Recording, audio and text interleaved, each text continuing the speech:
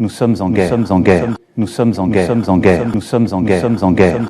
Déjà 1 an. 1 an qu'on apprend à composer avec des bouleversements de liberté. 1 an que nous sommes en guerre.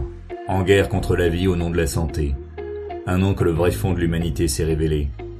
1 an de crainte, de peur, de mensonges, de restrictions.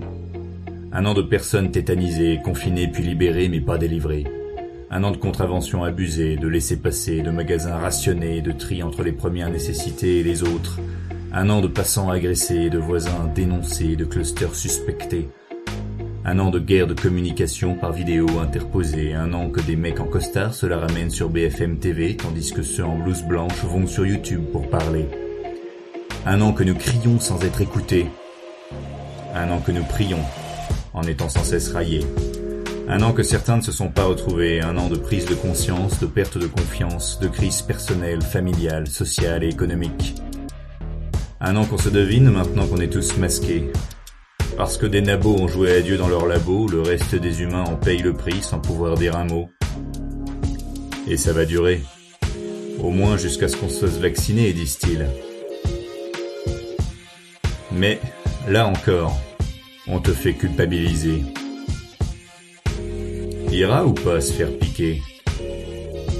Efficace ou néfaste? Vacciné mais reste masqué. Dans le doute, ne réfléchis pas, fais-le mais on ne sait pas.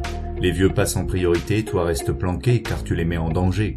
Dans leur chambre, les étudiants déprimés, dans leur salon, les télétravailleurs forcenés, sur internet, les ados pornographiés, tous abreuvés par Netflix. C'est ça, la nouvelle télé.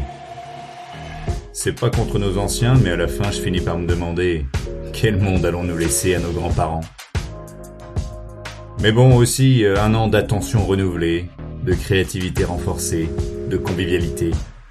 1 an où les uns cèdent au lieu de s'accuser. 1 an que certains passent plus de temps à lire qu'à surfer, à cuisiner qu'à se faire livrer, à se soutenir plutôt qu'à se faire souffrir. Les uns agissent par solidarité, d'autres appellent ça charité. Et quand tout finira, c'est ce qui doit rester.